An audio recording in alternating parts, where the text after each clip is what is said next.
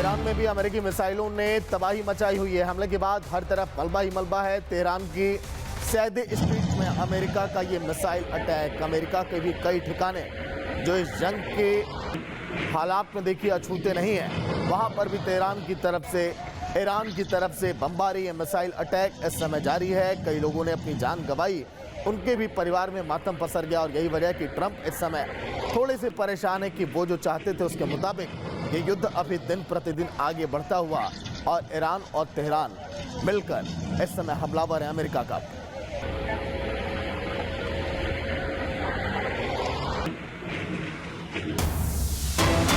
Iran की तरफ बढ़ा रहा एक और अमेरिकी वॉरशिप, स्वेड नहर पार कर लाल सागर में पहुंचा यूएसएस गेराल्ड। ये वॉरशिप जो है बड़ी तबाही ला सकता है ईरान में। ईरान की ओर इस समय बढ़ता हुआ एक और देखिए अमेरिकी वॉरशिप, उसकी तस्वीरें यहां पर साझा की गई।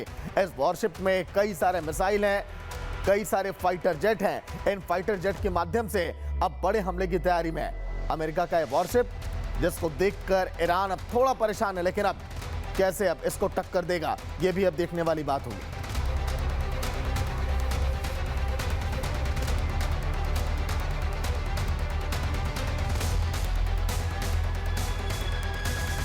तो ये बड़ा वॉरशिप अगर ईरान की तरफ पहुंच गया तो वहां पर ये तबाही ला सकता है।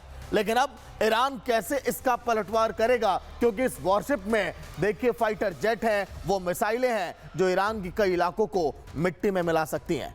एक और बड़ी खबर की तरफ चलेंगे। पाकिस्तान में पेट्रोल को लेकर इस समय हाहाकार मचा हुआ है। सियालकोट में पेट्रोल लेने को लेकर लोगों की वहां पर लाइनें लगी और गोली चल गई।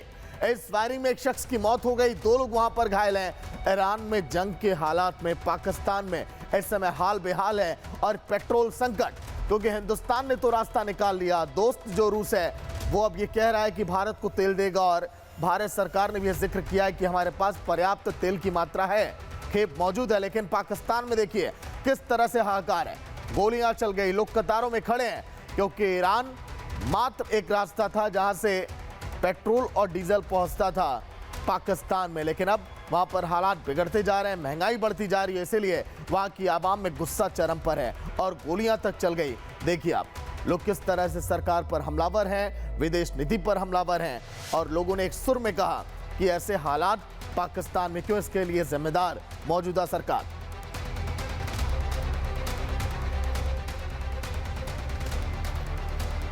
तो पाकिस्तान में पेट्रोल को लेकर देखिए जिस तरह से हाहाकार मचा हुआ है, लोग सड़कों पर हैं, देर रात लोग कतारों में खड़े तो रहे कि पेट्रोल उन्हें मिलेगा।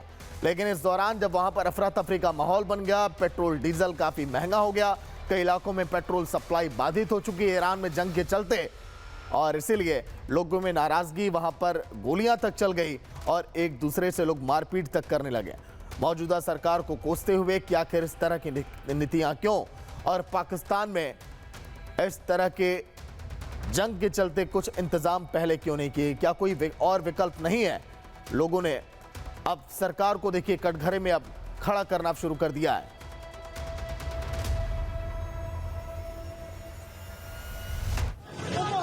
तो देखिए फिलहाल ये 2 तस्वीरें जब पाकिस्तान में पेट्रोल संकट है, लोग सड़कों पर हैं, कतारों में खड़े हैं, और एक तस्वीर जब वहां पर गोली चल गई पेट्रोल को लेकर। देखिए लोग एक दूसरे पर हमलावर दिखाई दिए, उसके बाद पहले मारपीट की गई, जब मारपीट से पेट नहीं भरा तो फिर वहां गोली चल गई, एक शख्स की मौत भी यहां पर हो गई।